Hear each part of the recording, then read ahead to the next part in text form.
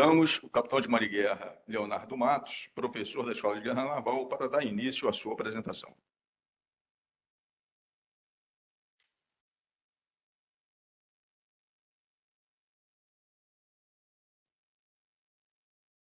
Bom dia a todos, Mestre Guimarães Carvalho, senhores almirantes, o corpo docente da escola, corpo discente, convidados. É uma satisfação muito grande, gostaria de agradecer muito o convite do almirante Zucker, a confiança para ser o primeiro palestrante de um evento tão importante. Também aproveito para cumprimentar meus amigos que também hoje irão falar aqui. Sem dúvida nenhuma, como o almirante Zucker comentou, estamos vivendo um momento de grandes incertezas no sistema internacional e o conflito tradicional não acabou. Eu acho que o senhor tocou um ponto muito importante. A minha intenção é seguir esse roteiro e me permitam, até para aproveitar as palavras do almirante Zucker, fazer um breve histórico, né, de algumas novidades tecnológicas que impactaram especialmente no campo naval ao longo desse, pelo menos do século XX para cá. Iniciando com a Primeira Guerra Mundial, com o advento do submarino, a arma submarina, uma novidade, e que levou as forças, as marinhas, a terem que desenvolver procedimentos e estudos, etc. Depois tivemos o advento do navio aeródromo na Segunda Guerra Mundial. Esperava-se ainda que o encoraçado fosse ser um destaque, mas isso não foi verdade. A grande novidade tecnológica foi o emprego da aviação naval na Segunda Guerra Mundial com o navio aeródromo. No final da Segunda Guerra Mundial, destaco a questão do artefato nuclear, né? Não é naval, mas muito importante para a gente pensar os conflitos modernos. 54, o lançamento do primeiro submarino de propulsão nuclear do mundo. Também acho que foi um evento importante em termos de nova tecnologia impactando os conflitos modernos. E aí, eu buscando na história naval, não encontrei mais nada de relevante, de realmente impactante. Coloquei aqui dois eventos que não tiveram impacto no campo naval, mas achei importante até para mencionar isso que o senhor falou, almirante, sobre aquela ideia de que o problema agora eram a Al-Qaeda e ISIS e outros grupos. Tivemos o ataque às Torres Gêmeas em 2001 e as estratégias de defesa falavam somente forças especiais e ameaças não tradicionais. 2003, a invasão do Iraque, muito facilmente pelos Estados Unidos, sem grande oposição. E aí tivemos o início do conflito da Ucrânia em 2022. Esse sim, como vou mostrar mais para frente, na minha avaliação, trouxe um elemento novo, tecnológico, especialmente no ambiente naval. E aí, pensando o que as grandes potências hoje falam sobre tecnologias relacionadas, as novas tecnologias relacionadas ao campo militar. Então, trouxe aqui um slide síntese de um documento do Congresso dos Estados Unidos, do final de 2022, que enumera, no entender desse estudo, quais são as tecnologias militares aplicadas ao campo militar mais importantes que devemos ter mais atenção. E convido a todos a imaginar como estamos, nós, Brasil, nessas tecnologias, nesses conhecimentos. Mas vamos falar de conflitos. Inicio pelo mapa de risco do Boletim Geocorrente, Núcleo de Avaliação da Conjuntura, só para nós termos uma grande perspectiva de como a situação no mundo está bastante complexa. Temos pontos vermelhos em vários lugares, logicamente com os pontos de destaque Oriente Médio e o conflito da Ucrânia, mas temos conflitos e crises hoje espalhados por todo o planeta. Essa é a forma como eu vejo o sistema internacional hoje, uma grande disputa de poder entre Estados Unidos e China, a China tentando ultrapassar os Estados Unidos, tentando atingir a primeira posição, no bloco, digamos assim, chinês, Rússia, Irã e Coreia do Norte. Sabemos aí que a Rússia hoje, dependendo muito da China, está acontecendo no exato momento a reunião dos BRICS lá na Rússia. E temos do lado dos Estados Unidos os demais países da OTAN, os demais aliados da OTAN, que eu destaquei Reino Unido, França e Alemanha, mas temos os demais membros da OTAN, atualmente a OTAN, 32 países, e destaquei Coreia do Sul, Japão e Austrália, com forte aliança com os Estados Unidos. Presença de tropas americanas no Japão, 40 mil militares, na Coreia do Sul, quase 30 mil, e a Austrália também, laços muito fortes com os Estados Unidos. E coloquei Índia e Brasil em amarelo, uma cor diferente, justamente para tentar mostrar essa diferença de posicionamento de Índia e Brasil no campo internacional, mantendo relações com os dois lados, sendo que, no caso específico da Índia com a China, vou mostrar mais a seguir, tem problemas geopolíticos importantes. Falando especificamente, eu vou abordar 3 questões. A primeira questão, Estados Unidos e China. Essa região, na minha avaliação, e alguns autores já chamam dessa forma, Guerra Fria 2.0, é uma Guerra Fria diferente, porque a China, diferente da União Soviética, é a maior parceira comercial de mais de 130 países. Isso é um diferencial da Guerra Fria tradicional, isso é uma novidade. Como lidar com essa China tão forte economicamente e com laços econômicos com tantos países. Mas quero chamar a atenção de 3 aspectos. Primeiro, esse aqui, guerra tecnológica. Os Estados Unidos entenderam que não dá para parar o comércio bilateral com a China. Um comércio aí, corrente de comércio de cerca de 700 bilhões de dólares. Então, os Estados Unidos investindo numa guerra tecnológica, sanções a determinados componentes de alta tecnologia para tentar frear o crescimento chinês, pelo menos na parte tecnológica. Mar do Sul da China, temos acompanhado as questões do Mar do Sul da China, mas acho que as interações ali no Mar do Sul da China vão ficar nessa questão de navios da Guarda Costeira filipina, junto com a navio da Guarda Costeira chinês, acho que não vai passar muito disso. Essa é a grande questão. Esse aqui é um infográfico do exercício que a China realizou na semana passada em volta de Taiwan. Ou seja, mais de 100 aeronaves, mais de 30 navios de guerra chineses em volta de Taiwan, realizando o segundo maior exercício do ano chinês em volta de Taiwan. Na minha avaliação, a invasão de Taiwan é uma questão de tempo. A China vai invadir militarmente Taiwan. Nós só não sabemos quando isso vai acontecer. Mas é uma questão que, obviamente, pelo comércio que a China tem com todos os países, região ali muito importante, vai impactar o planeta como um todo. E aí os Estados Unidos, vendo o cenário internacional, vendo especificamente o crescimento da China, os Estados Unidos falaram assim, eu não consigo, os Estados Unidos com um grande problema na construção naval, a construção naval americana não dá conta do que a Marinha Americana precisa de construir novos meios. Os Estados Unidos olharam para o cenário e viram, preciso armar os meus aliados.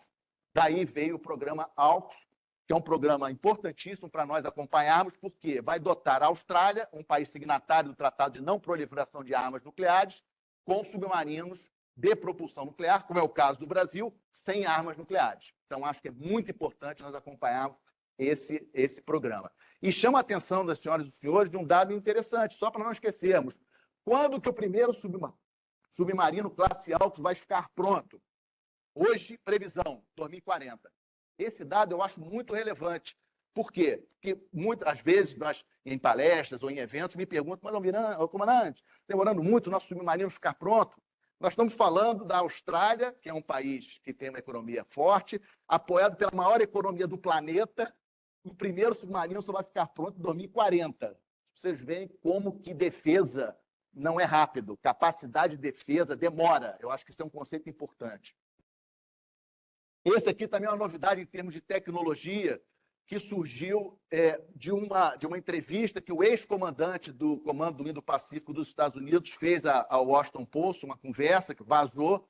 Esse programa já é do ano passado, já surgiu do ano passado, o Replicator, e a ideia é dotar Taiwan de capacidade de veículos autônomos, uma tal quantidade que vá dissuadir a China de fazer a invasão militar. Então, esse programa Replicator é uma novidade tecnológica nessa questão de China e Taiwan. E aí vem aquela outra questão que eu comentei. Quando que a China vai invadir Taiwan? Quanto mais o tempo passa, mais Taiwan se arma e se prepara, e o programa Replicator é um exemplo, porque com veículos autônomos, uma tecnologia nova, isso, obviamente, vai dificultar muito qualquer ação militar da China sobre Taiwan. Como eu tinha prometido ao senhor, de falar rapidamente sobre China e Índia, dentro dessa ideia de Indo-Pacífico, não podemos esquecer dessa oposição, desse antagonismo, dessa competição também entre esses dois gigantes. Índia, hoje, já a maior população do planeta, vai ser a terceira maior economia até o final dessa década. E a Índia não está parada. Eu gosto muito de falar da Índia, porque a Índia, mesmo com todos os problemas de infraestrutura, saneamento básico, saúde, educação, as dificuldades que a Índia tem no seu campo interno, ela não abre mão da sua capacidade de defesa. Investimento em defesa da Índia prossegue, 2 porta-aviões ativos, lançou o 2º submarino de propulsão nuclear, Arigat, com capacidade de lançamento de mísseis balísticos com ogiva nuclear, lançou agora em setembro, entregou para a Marinha Indiana o 2º submarino agora em setembro. E vejam, a Índia tem como seu maior parceiro militar a Rússia. A Rússia ajudou muito no programa dos submarinos nucleares da Índia. Mesmo assim, há 2 semanas, a Índia aprovou a compra de 31 drones replicantes. São, assim, é impressionante. Os Predators são drones com capacidade de autonomia de 40 horas de voo e um custo de 4 bilhões de dólares. Só isso aqui, dividindo para as 3 Forças Armadas. Então, a Índia, como eu mostrei naquele slide, tentando se posicionar uma certa neutralidade estratégica, mesmo tendo fortes relações com a Rússia, históricas relações com a Rússia, mas acabou de fechar uma compra de 4 bilhões de dólares com os Estados Unidos. E falando de Rússia, situação do conflito Rússia e Ucrânia. Isso aqui é um mapa aproximado da situação atual, cerca de 20% do território ucraniano tomado pelas forças russas. O que me chama a atenção nesse conflito de uma maneira geral?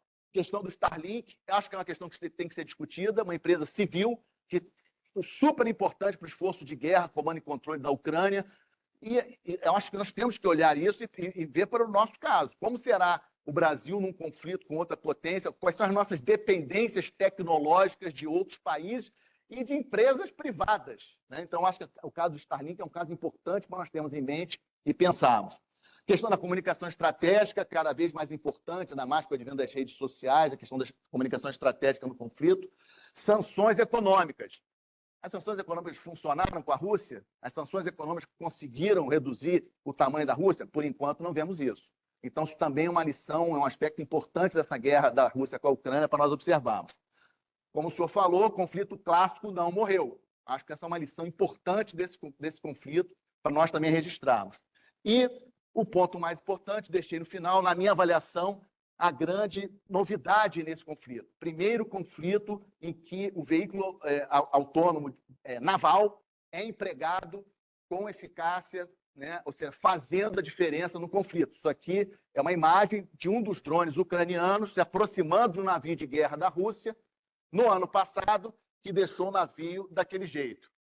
Isso fez com que a Rússia tivesse que retirar os seus navios da esquadra do Mar Negro, lá de Sebastopol, na Crimeia, levando para Novorossiysk, que é outro porto russo do Mar Negro, e também até mesmo para um porto na Abcásia, que é ali na Geórgia, ali do lado da Geórgia. E mais ainda, a Ucrânia é o primeiro país a criar uma força específica de sistemas autônomos. Foi formalmente criada pelo presidente Zelensky, agora em setembro, e esse coronel é o comandante dessa força de sistemas autônomos, ligado diretamente ao chefe da das Forças Armadas da Ucrânia. Uma força separada. É algo também para nós observarmos se dá certo, se é a melhor maneira de fazer. E esse conflito aí no Oriente Médio? Bom, lembrar só do 7 de outubro, impressionante, como que o Hamas conseguiu invadir Israel e matar tantas pessoas, sequestrar tantas pessoas, se o sistema de inteligência mais famoso do mundo que nós temos na nossa cabeça é justamente o sistema israelense. Como que Israel deixou isso aqui acontecer?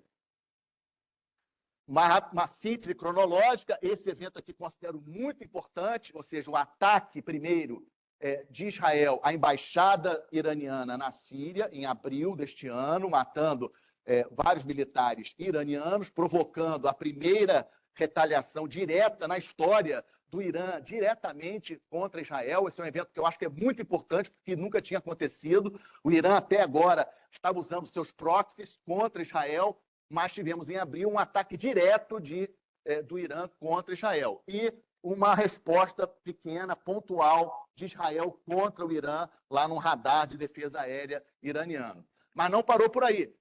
O Israel continuou o conflito, atacando e matando os principais líderes, tanto do Hamas como do Hezbollah, e tivemos, logo após a invasão, e aí de novo a questão das guerras clássicas, Israel tentando vencer o Hamas em Gaza e tentando, digamos assim, neutralizar o Hezbollah, viu a necessidade de invadir fisicamente, ou seja, o território libanês mais uma vez. Hoje, como todos os senhores sabem, Israel está dentro do território libanês mais uma vez.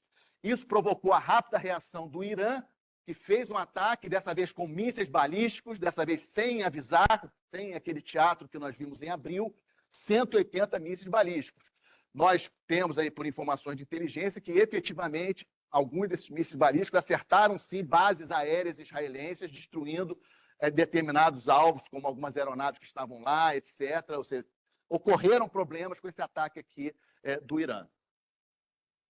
E no ambiente naval tem a questão dos Houthis, que é impressionante. Os Houthis são um grupo xiita do Iêmen, um país muito pobre, recebendo ajuda do Irã, em termos de armas, e conseguindo bloquear, não bloquear, mas dificultar o tráfico mercante pelo Mar Vermelho de uma maneira incrível.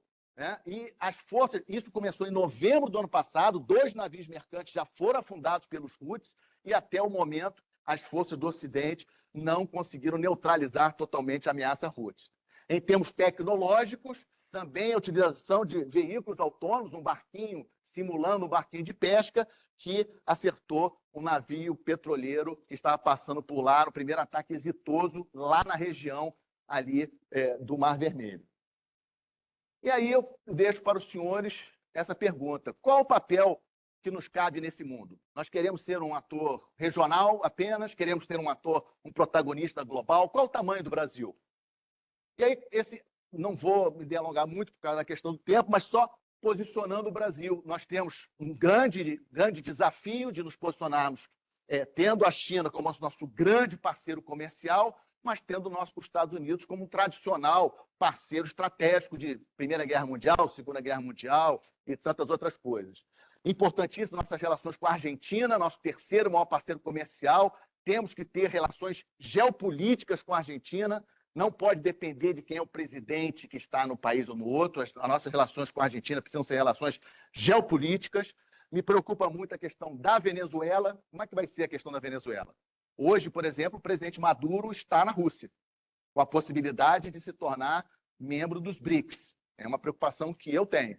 Então, a situação na Venezuela é uma situação muito ruim aqui no nosso entorno. Na minha avaliação, a situação mais perigosa que temos no nosso entorno, a situação da Venezuela. Destaquei lá em cima a Índia, acho que precisamos incrementar nossas parcerias com a Índia, achei muito oportuno a ida do comandante da Marinha recentemente à Índia. Eu acho que nós precisamos aproximar cada vez mais dos indianos. Logicamente, Rússia é um ator importante no sistema internacional, Japão, Coreia do Sul, ASEAN. ASEAN, como bloco, são 10 países. O comércio bilateral do Brasil com a ASEAN é maior do que com o Mercosul. Como bloco, o comércio com os 10 países da ASEAN, e nós pouco falamos de ASEAN, que temos aí países importantes como a Indonésia, por exemplo, né? E nós pouco falamos de ASEAN. Obviamente, a Europa, CPLP, o Brasil tem que liderar a CPLP, na minha avaliação, acho que é importante a liderança brasileira na comunidade de países de língua portuguesa, e destaquei, logicamente, que vários países africanos são importantes, mas destaquei 2 do entorno estratégico brasileiro, Nigéria e África do Sul. Falando de entorno estratégico brasileiro, só para lembrar, nossa presença na costa ocidental africana, entorno estratégico brasileiro, se algum dos senhores não se recorda, costa ocidental da África, Atlântico Sul, América do Sul e Antártica. Aqui nós vemos a presença das missões navais do Brasil na Namíbia, São Tomé e Príncipe e Cabo Verde, destacando que no momento temos a fragata Defensora lá na Namíbia, mostrando a presença do Brasil no nosso entorno estratégico. Tivemos a Operação Guinex, a 4ª Operação Guinex esse ano, também presença do Brasil ajudando as marinhas dos nossos países irmãos ali no entorno estratégico. Bandeira do Brasil lá no Golfo Pérsico, que é a presença nossa na Força Tarefa 151, por 3 vezes já comandando uma Força Tarefa. Bandeira brasileira ali no Congo, República Democrática do Congo. O general brasileiro comanda ainda a Força de Paz da ONU, a MONUSCO, ali no Congo. Com dificuldades, a MONUSCO deve acabar, mas ainda é um general brasileiro que comanda a MONUSCO. Destaquei aqui as 2 áreas marítimas prioritárias para nós, ou seja, a nossa região aqui de plataforma, na frente do Espírito Santo, São Paulo, Rio de Janeiro, e também a foz do Rio Amazonas. Não poderia deixar de destacar, não foi pela presença do senhor, almirante, juro que não foi, né? Mas fico feliz que o senhor está aqui, porque acho que nós devemos sim celebrar um conceito excepcional, criado há 20 anos atrás, a partir de um artigo que o senhor publicou na Folha de São Paulo. Estamos completando 20 anos e eu acho que é importante trazer nesse ambiente para lembrarmos que precisamos prestigiar e divulgar o conceito de Amazônia Azul. Como o senhor mesmo falou, uma outra Amazônia tão ignorada por boa parte dos brasileiros. Considerações finais, faço alguns questionamentos. Será que nós não estamos já na Terceira Guerra Mundial e só não sabemos? Lembrando, como o Mendes Zucaro comentou, ele comentou a entrada do Brasil pelo mar. Eu até achei que ele ia dar esse spoiler, graças a Deus ele não deu. Nós entramos depois, né? Os Estados Unidos também. Os Estados Unidos entrou na Primeira Guerra Mundial em dezembro de 41. A França, a Alemanha já estava na França desde 40. Ou seja, será que, como é que era o nome? Já era a Segunda Guerra Mundial nessa época? Não era ainda, né? Ou seja, talvez nós já tenhamos entrado na Terceira Guerra Mundial e só ainda não sabemos disso. Então, isso serve de alerta para a nossa sociedade, porque a gente, como o senhor mesmo comentou, a impressão que tenho é que a gente assiste os conflitos externos como se fosse um filme, né? Ou um documentário, alguma coisa assim, meio ali, mas sem ter muito vínculo, sem ter muita preocupação. E acho que tanto o conflito Rússia e Ucrânia, como esse do Oriente Médio, para mim, traz claro a combinação de coisas clássicas, como trincheiras, minas terrestres. Tive a oportunidade de conversar já com oficiais fuzileiros navais da engenharia, que já me asseguraram que leva 10 anos para limpar as minas terrestres da Ucrânia. 10 anos, o cálculo que os engenheiros fizeram. Ou seja, nós estamos vendo coisas de conflito, elementos de conflito clássico, tanto na guerra, túneis, né? Túneis, né? Que estão vendo lá no Hamas, também em Hezbollah. Então, conflito clássico com novas tecnologias, porque estamos vendo os veículos autônomos navais, como falei, muitos veículos autônomos aéreos, drones, proliferação de drones aéreos é impressionante no conflito da Rússia, também utilizado na questão da Ucrânia, mísseis balísticos que o Irã lançou contra Israel. Então, acho que isso é muito interessante. Na minha avaliação, os veículos autônomos e inteligência artificial vão estar cada vez mais presentes na guerra moderna. Isso, para mim, eu não tenho a menor dúvida. E eu me preocupo com isso aqui, ó. Eu acho que, em algum momento, as grandes potências virão com algum tipo de tratado cerceando o emprego de veículos autônomos e inteligência artificial, parecido com o que aconteceu com a guerra com as armas nucleares. Na hora que as grandes potências tiverem plenamente essa capacidade, olha, vocês não podem ter. Isso é muito perigoso. Só nós temos responsabilidade para ter essa capacidade. Então, o Brasil não pode perder tempo, temos que estar muito atentos a essa questão. E aí trago essa ideia, ou seja, não é nenhuma novidade, mas eu reforço isso, que nós já sabemos da importância da integração das Forças Armadas, da academia, indústria, o tríplice hélice, né, é essencial, mas eu acrescentaria essa questão que é a gestão de talentos. Acho que a gente precisa investir na questão de talentos. Como nós fugimos um pouquinho daquele, um pouco engessado, aquele caminho que nós temos de formação, de promoção, para não desperdiçarmos aquele jovem talento, jovem tenente, sargento, cabo, marinheiro, etc. Aproveitar esses talentos, como impulsionar esses talentos e trazê-los para nos ajudar mais no nosso dia a dia. O Brasil não é um país qualquer e precisa ser mais que um grande exportador de commodities. Para sermos um protagonista global, economia forte, obviamente investimento em tecnologia, mais segurança, Forças Armadas, mas principalmente vontade nacional. Se nós não tivermos vontade, nada daquilo ali vai adiantar. A gente pode até crescer naquilo, mas se o Brasil não tem vontade de ser protagonista, não...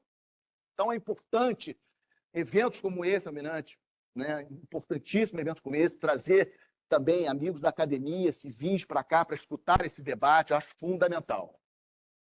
E aí, para não deixar perder o hábito, fazer a propaganda de algo que me orgulho bastante, que desenvolvemos aqui na Escola de Guerra Naval. O Boletim de Ocorrência está completando 10 anos, completou 10 anos agora em setembro. Me permitam aproveitar para fazer essa propaganda, esse marketing do Boletim. Aqueles que ainda não seguem o Boletim, sigam, estão na Escola de Guerra Naval. Acho que é uma leitura fácil, uma leitura boa, importante para nos mantermos atualizados.